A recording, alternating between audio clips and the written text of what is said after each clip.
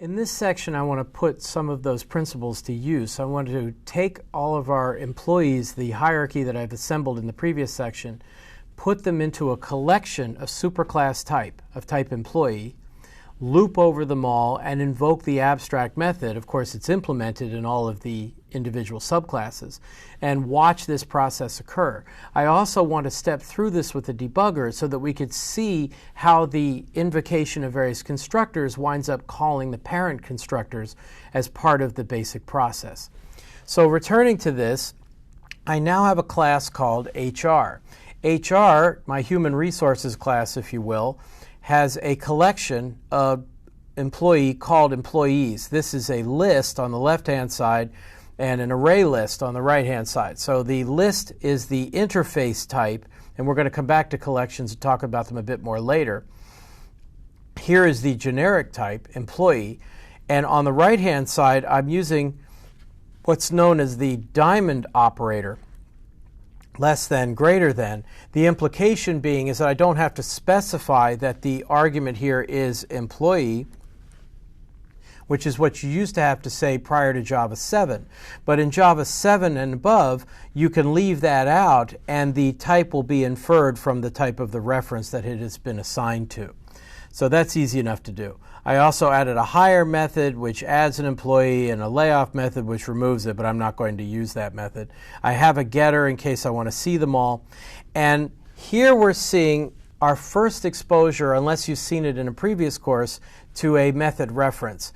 This is using the employees collection with a for each method. Now, for each is a method that has been added to iterator. And when we talk about interfaces shortly, this is something called a default method. In other words, there was an iterator long before. There's been an iterator interface in Java since 1.5. And what was done is they added a new method called forEach to it. Now, normally if you add a method to an interface, you break all the existing implementations until they implement the method. Now in Java 8, you can add a method as a default method, giving it an implementation, a default implementation. And now all of the existing implementations automatically inherit that method and they use it themselves. They can override it if they want, but in this case I want to use it. What the forEach method does is it takes as an argument something called a consumer. And a consumer is one of the new, if you can see that, a consumer is a new interface added in Java 8 in the java.util.function package that takes each element and uses it up. It basically takes one argument and then returns void on that. System.out.println would be the normal way I would write this, but you can write this as a method reference with the : notation, saying I'm invoking the println method in system.out, and this is an example of using another method in a different class as a lambda. And a forEach takes a consumer requires an implementation, and println is going to be my method that takes a single argument and then returns void. We'll come back to that later when we talk more about Java 8 lambdas in general and method references. I also have a payEverybody method. Now for payEverybody, I have a traditional forEach loop, the loop that's been around in Java since 1.5, where I say for each employee E in the employees collection, let's print out paying the name and then the amount, and I want to discuss this situation as well before we run all this. Now I'm going to add a quick demo here. I'm going to call it a currency printer, because this is another example of the usage of abstract classes inside the Java API. If I want to print currency, let me say that I have a double amount, which I'll call 1234567.8901234. So this is just a bunch of numbers written in a row, and I want to print that as though it was currency. Well, Java has a class called numberFormat, and you see that it's in the java.text package, and I'll just refer to a reference called NF. Now normally what you would write on the right hand side is a new numberFormat, but numberFormat is in fact an abstract class. So what they have provided is numberFormat has a method called getCurrencyInstance. Now notice this is a static method because I can't call an instance method unless I have an instance, and if I have an abstract class, I can't have an instance. There is no instance. So getCurrencyInstance is static, and it must instantiate something that ultimately is assigned to a number format reference. Now that's actually an interesting question, and I want to spend a moment on that. This is called a factory method. A factory method is a design pattern that means something is being instantiated somewhere, and we're going through a method to do it. Since number format is an abstract class, I can't instantiate number format, so I need a factory method in order to instantiate it. Also, because number format is abstract, I make that method static. Otherwise, as I say, I would need an instance in order to make an instance. So the real question is, what in the world is getCurrencyInstance returning? What is it instantiating? And more importantly, what's that relationship to number format? And if you think it through, you realize that getCurrencyInstance must be instantiating a child of the number format class, a concrete child. The question is, what does getCurrencyInstance return? And I'm going to show you that we can find out what it returns, and it will be a child of number format. First, though, let me run this. So I'm going to print out nf.format of that amount and show you what it looks like. And when I run this, I'm doing the getCurrencyInstance in the default locale, which in my case is US English. So you can see that I get commas and 2 digits past the decimal place and dollar signs and everything. Now there's an additional currency instance method. If I say number format.getCurrencyInstance, that takes a locale as an argument. So I'm going to use the overload of getCurrencyInstance that takes France as a locale. And when I run this one, now I get spaces where we normally would see commas, and a comma where we normally get a dot, and a euro symbol and everything. So I'm not really concerned about the details of the getCurrencyInstance method necessarily. I just want to show that we can have an abstract method or an abstract class that has a factory method that allows us to do this. Now, I mentioned we could also find out what the class was that was being instantiated. That's easy enough to do. I'll simply go to my number format reference and call getClass to get the class reference on it, capital C reference, and I'll call getName so that I can see just the simple name on that. And when I run that, you'll see that I'm actually getting an instance of the decimal format class. The decimal format class is very powerful, has lots and lots of methods in it.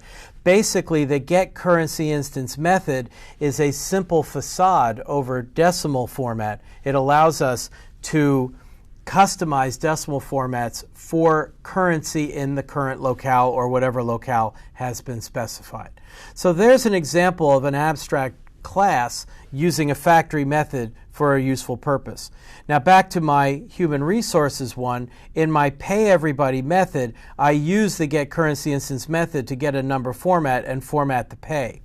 Now to use this guy, I created a human resources object, and I hired a couple of salaries and hourlies, both in by giving them a name and then by using the default constructor, and then I'll print everybody, which will print all the names, and then I'm going to pay everybody as well. So in order to see what this looks like, if I simply run it, you'll see the output is that I have each of the employees with the toString method that I generated. I'll show you that later, with the ID, the name, and the hire date, and then all the paying statements. And notice, of course, the names on the salaried and hourly that I did with the default constructor are unknown.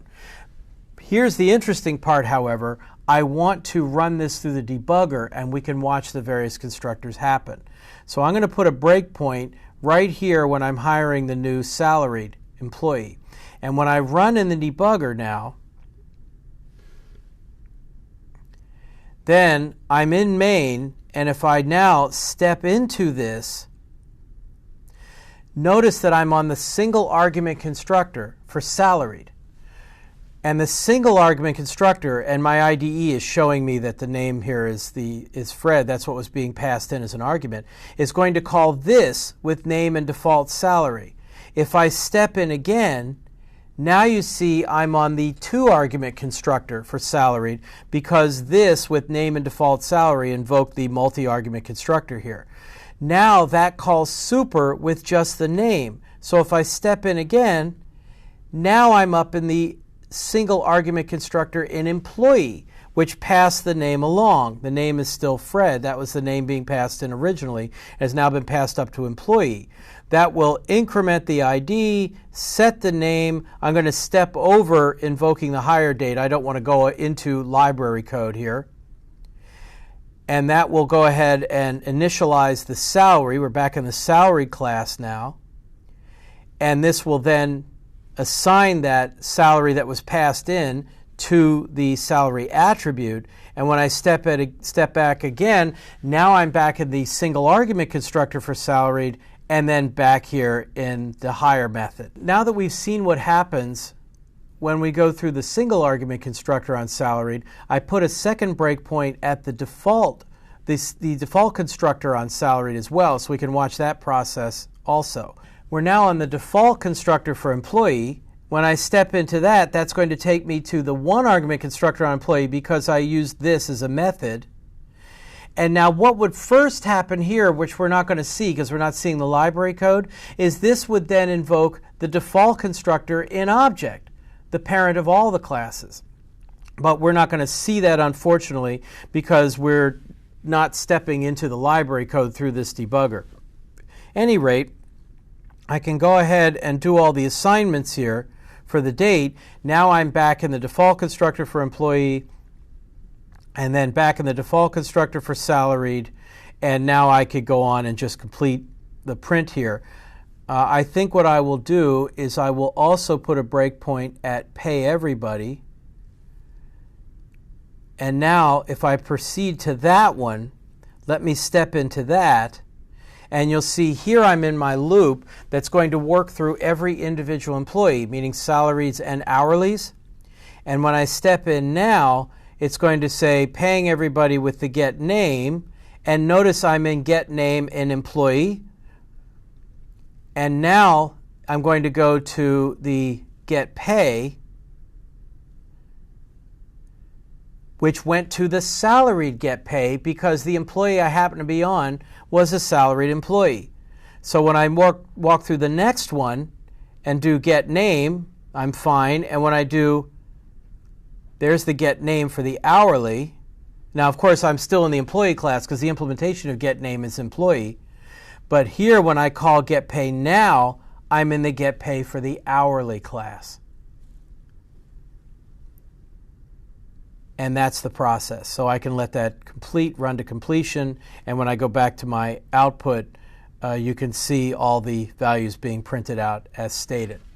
So there you can see the process that when you build abstract classes or when you build collections, you often make a collection of abstract types, fill it with child types that you can actually instantiate, concrete types, loop over the collection, invoking the common method in all of them. In this case, I had get name, which was already implemented in the parent, and get pay, which was implemented in all of the individual children. And as they say, and I wish I was making this up, by the magic of polymorphism, they really do say that, each one did the right thing. So part of the motivation for abstract classes, for an inheritance hierarchy in the first place, is to build a collection of superclass types, populate that collection with subclass instances, loop over the collection, and call the right method, and everybody does the right thing. So there's a basic summary of using abstract classes together with abstract methods, and both from library classes and in our own classes, and how they can be useful in your development.